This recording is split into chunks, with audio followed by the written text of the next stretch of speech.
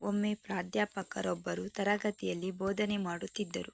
ತರಗತಿಯ ವಿದ್ಯಾರ್ಥಿಗಳೆಲ್ಲ ಅವರ ಉಪನ್ಯಾಸವನ್ನು ಬಹಳ ಆಸಕ್ತಿಯಿಂದ ಕೇಳುತ್ತಿದ್ದರು ಮತ್ತೆ ಅವರು ಕೇಳಿದ ಪ್ರಶ್ನೆಗಳಿಗೆ ಉತ್ತರಿಸುತ್ತಿದ್ದರು. ಆದರೆ ಆ ವಿದ್ಯಾರ್ಥಿಗಳಲ್ಲಿ ಒಬ್ಬ ವಿದ್ಯಾರ್ಥಿ ನಿಶ್ಶಬ್ದ ಮತ್ತು ಮೌನವಾಗಿ ಕುಳಿತಿದ್ದನು.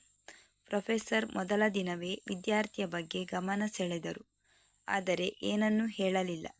ಆದರೆ ಇದು ಕೆಲವು ದಿನಗಳವರೆಗೆ ಮುಂದುವರೆದಾಗ ಅವರು ತರಗತಿಯ ನಂತರ ವಿದ್ಯಾರ್ಥಿಯನ್ನು ತಮ್ಮ ಕ್ಯಾಬಿನಿಗೆ ಕರೆದು ಕೇಳಿದರು, ನೀವು ಯಾವಾಗಲೂ ದುಃಖಿತರಾಗಿದ್ದೀರಿ, ನೀವು ತರಗತಿಯಲ್ಲಿ ಏಕಾಂಗಿಯಾಗಿ ಮತ್ತು ಮೌನವಾಗಿ ಕುಳಿತುಕೊಳ್ಳುತ್ತೀರಿ, ಉಪನ್ಯಾಸದ ಕಡೆಗೂ ಗಮನ ಕೊಡಲ್ಲ, ಏನು ವಿಷಯ, ಏನಾದರೂ ಸಮಸ್ಯೆ ಇದೆಯೇ ಎಂದು ಕೇಳಿದರು. ಸರ್, ಅದು ವಿದ್ಯಾರ್ಥಿ ಹಿಂಜರಿಯುತ್ತಾ, ನನ್ನ ಮನೆಯಲ್ಲಿ ಕೆಟ್ಟ ಘಟನೆ ಸಂಭವಿಸಿದೆ, ಇದರಿಂದಾಗಿ ನಾನು ತೊಂದರೆಗೀಡಾಗಿದ್ದೇನೆ, ಏನು ಮಾಡಬೇಕೆಂದು ನನಗೆ ಅರ್ಥವಾಗುತ್ತಿಲ್ಲ ಎಂದನು. ಪ್ರಾಧ್ಯಾಪಕರು ಒಳ್ಳೆಯ ವ್ಯಕ್ತಿಯಾಗಿದ್ದರು. ಆ ವಿದ್ಯಾರ್ಥಿಯನ್ನು ಸಂಜೆ ತನ್ನ ಮನೆಗೆ ಕರೆಸಿಕೊಂಡರು. ವಿದ್ಯಾರ್ಥಿಯು ಸಂಜೆ ಪ್ರಾಧ್ಯಾಪಕರ ಮನೆಗೆ ಬಂದಾಗ ಅವರನ್ನು ಒಳಗೆ ಕರೆದು ಕುಳಿತುಕೊಳ್ಳುವಂತೆ ಹೇಳಿದರು. ನಂತರ ಅವರೇ ಅಡುಗೆ ಮನೆಗೆ ಹೋಗಿ ಲಿಂಬು ಜ್ಯೂಸ್ ಮಾಡತೊಡಗಿದರು. ಅವರು ಉದ್ದೇಶಪೂರ್ವಕವಾಗಿ ಜ್ಯೂಸಿಗೆ ಹೆಚ್ಚು ಉಪ್ಪನ್ನು ಸೇರಿಸಿದರು.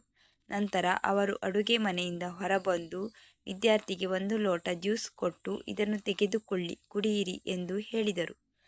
ವಿದ್ಯಾರ್ಥಿ ಕೈಯಲ್ಲಿ ಲೋಟ ತೆಗೆದುಕೊಂಡು ಒಂದು ಗುಟುಕು ಸೇವಿಸಿದ ತಕ್ಷಣ ಹೆಚ್ಚುವರಿ ಉಪ್ಪಿನಿಂದ ಅವನ ಬಾಯಿ ವಿಚಿತ್ರವಾಗಿತ್ತು.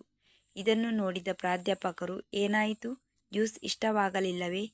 ಇಲ್ಲ ಸರ್, ಹಾಗಲ್ಲ, ಜ್ಯೂಸಿನಲ್ಲಿ ಸ್ವಲ್ಪ ಹೆಚ್ಚು ಉಪ್ಪು ಇದೆ ಎಂದು ವಿದ್ಯಾರ್ಥಿ ಹೇಳಿದರು. ಈಗ ಅದು ನಿಷ್ಪ್ರಯೋಜಕವಾಯಿತು, ನನಗೆ ಲೋಟ ಕೊಡು, ನಾನು ಅದನ್ನು ಎಸೆಯುತ್ತೇನೆ. ಪ್ರೊಫೆಸರ್ ವಿದ್ಯಾರ್ಥಿಯಿಂದ ಲೋಟ ತೆಗೆದುಕೊಳ್ಳಲು ಕೈಚಾಚಿದರು. ಆದರೆ ವಿದ್ಯಾರ್ಥಿ ನಿರಾಕರಿಸಿ, ಇಲ್ಲ ಸರ್, ತುಂಬ ಉಪ್ಪು ಇದೆ ಎಂದು ಹೇಳಿದನು. ನೀವು ಸ್ವಲ್ಪ ಹೆಚ್ಚು ಸಕ್ಕರೆ ಸೇರಿಸಿದರೆ ರುಚಿ ಸುಧಾರಿಸುತ್ತದೆ. ಇದನ್ನು ಕೇಳಿದ ಅಧ್ಯಾಪಕರು ಗಂಭೀರರಾದರು ಮತ್ತು ನೀವು ಹೇಳಿದ್ದು ಸರಿ ಎಂದರು.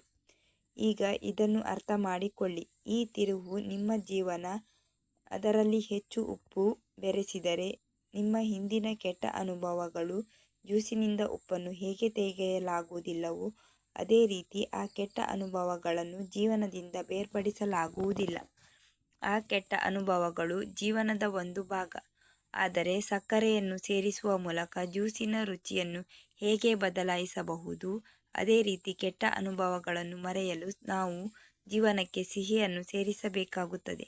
ಆದ್ದರಿಂದ ನೀವು ಈಗ ನಿಮ್ಮ ಜೀವನಕ್ಕೆ ಮಾಧುರ್ಯವನ್ನು ಸೇರಿಸಬೇಕೆಂದು ನಾನು ಬಯಸುತ್ತೇನೆ. ಪ್ರಾಧ್ಯಾಪಕರು ಹೇಳಿದ್ದನ್ನು ವಿದ್ಯಾರ್ಥಿ ಅರ್ಥ ಮಾಡಿಕೊಂಡರು ಮತ್ತು ಅವನು ಖುಷಿಯಾಗಿರಲು ನಿರ್ಧರಿಸಿದನು.